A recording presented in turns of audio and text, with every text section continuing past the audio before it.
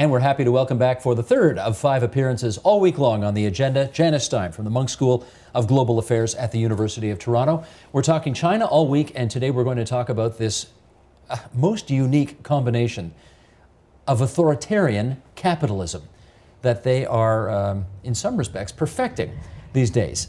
It is a mystery. Tell us what it means, first of all. Authoritarian capitalism means an economy which is capitalist in the way it functions, with markets that set prices at the same time as you have an authoritarian government that controls right across the political spectrum, and a significant part of the economy are still Chinese nationalized companies that are the arm of government. The conventional wisdom in the United States would be you can't have a truly free economy unless you have a concomitant, truly free political system that goes with it. Absolutely. Are they putting the lie to that? They are. They are. Okay. They are. There's no question. And that wisdom, that was conventional wisdom in the United States for a long time. Mm-hmm. This was a Milton Friedman argument.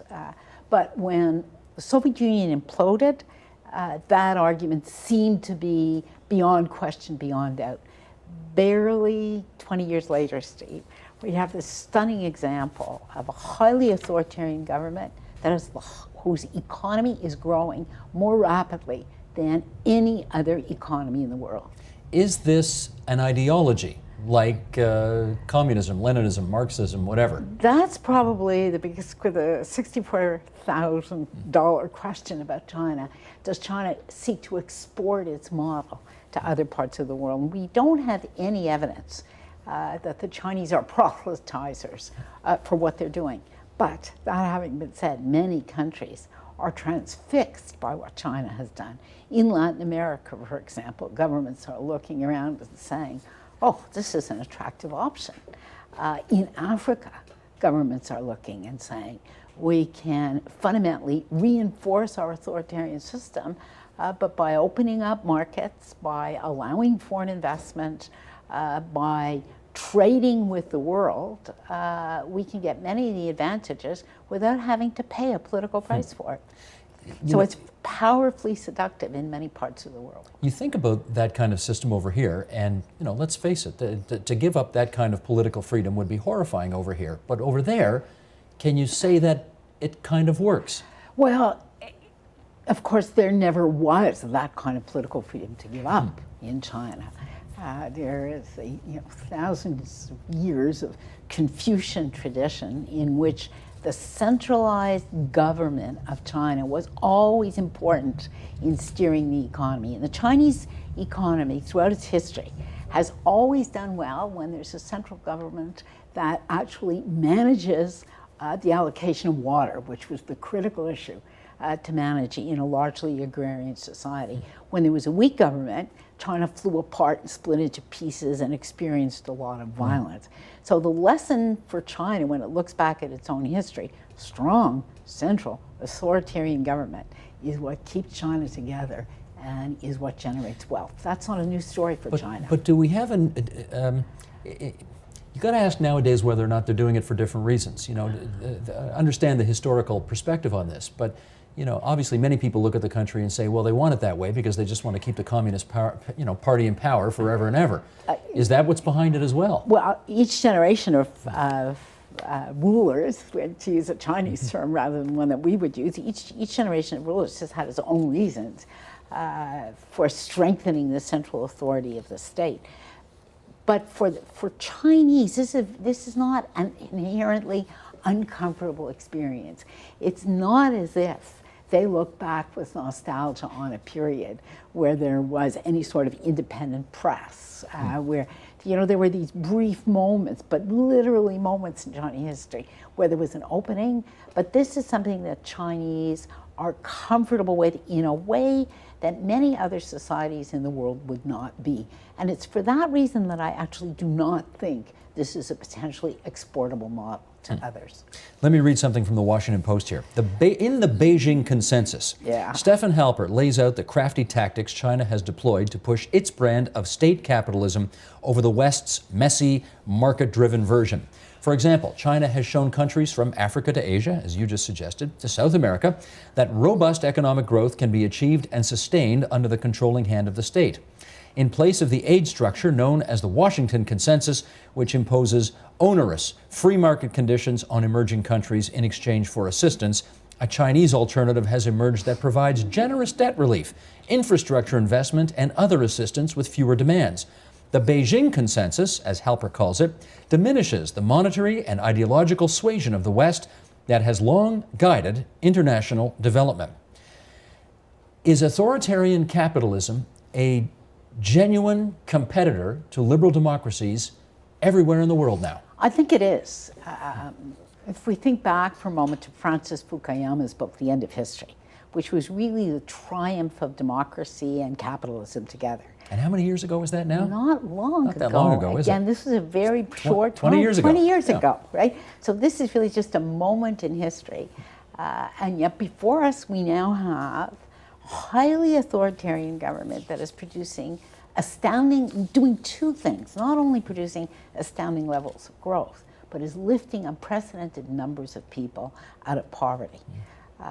That is an attractive alternative for many governments that are uncomfortable with an open political system, that are uncomfortable with human rights, that are uncomfortable with the rule of law. And so certainly, I think Halper's right in the conclusion that he draws.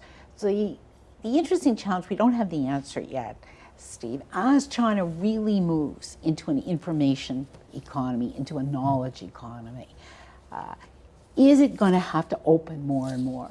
Because to compete effectively at the higher end of the value chain, as you move up the higher end of the value chain, informatics, computer technology, you need to be fully engaged and have access to the best knowledge, the best information anywhere in the world. You'd think you have to be free to compete in the world, and they're not. Well, they're free to compete, and here's in a sense, what the Chinese government has done.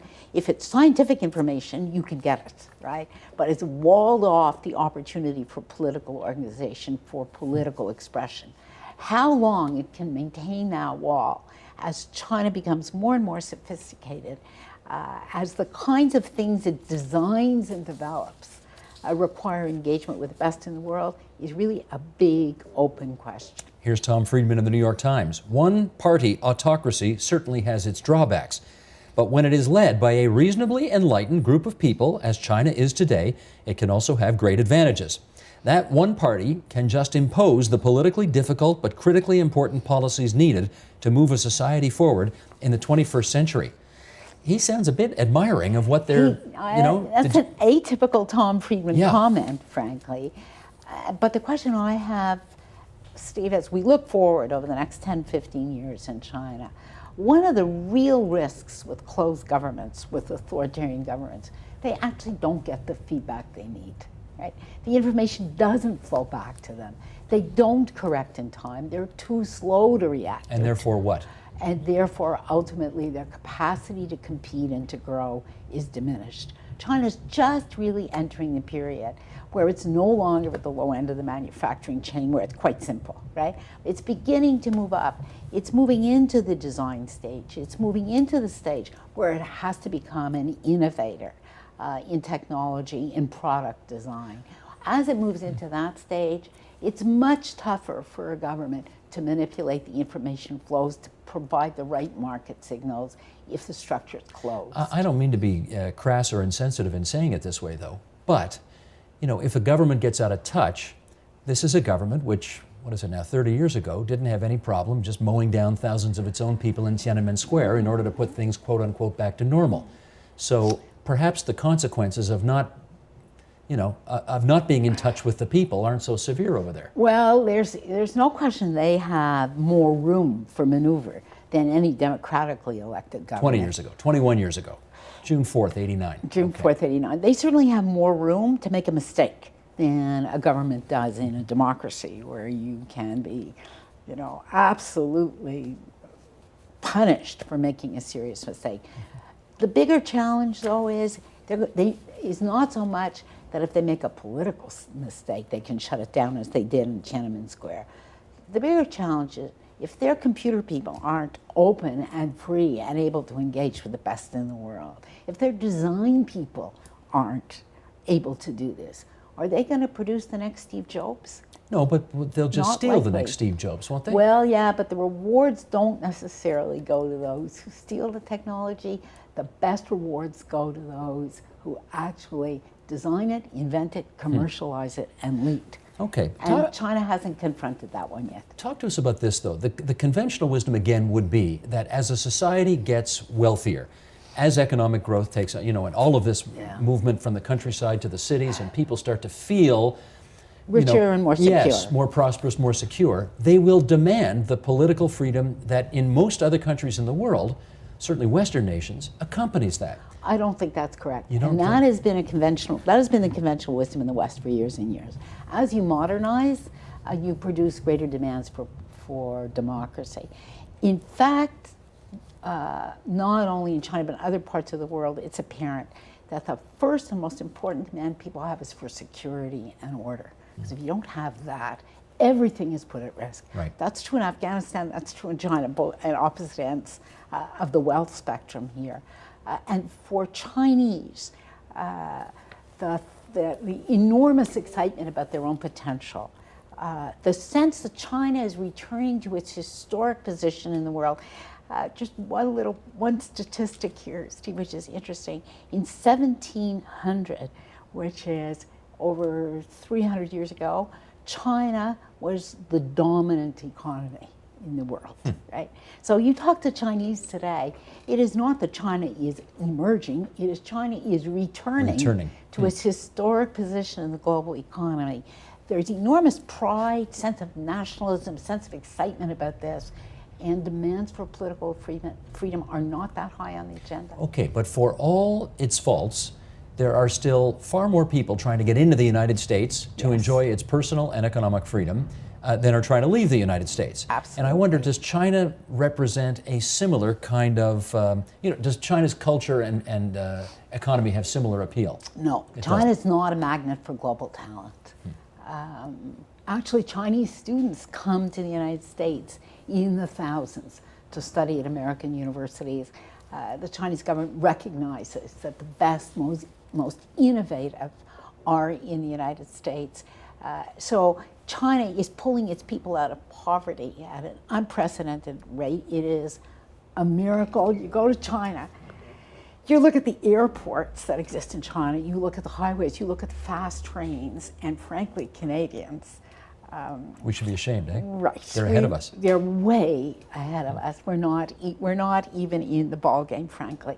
If you go and look at the infrastructure that China has built over the last 25 years, that doesn't make it a magnet culturally for people. China is still a place that people leave rather than people go to. Let's tackle this then in our last couple of minutes. Can a country become a global power without having universal appeal, which is what you've said they do not have right now? I do not think they have universal appeal, and I think China is already the dominant regional power in Asia. Asia is the most dynamic part of the world and will be the most dynamic part of the world for the next decade. That is not the same thing as being a global power. We just had the G20, and people talk about a G2, US and China. Do they belong on that short of a list? Yes. They do. They do. Even if they don't have the universal appeal? Yes, they do, because it's inconceivable that any significant reform, to take one example, the financial architecture of the global economic system can take place without Chinese concurrence. And you know what, Janice? I'm getting way ahead of myself here, because that's Friday's program. Great. So we'll stop today, and we'll see you again tomorrow. Perfect.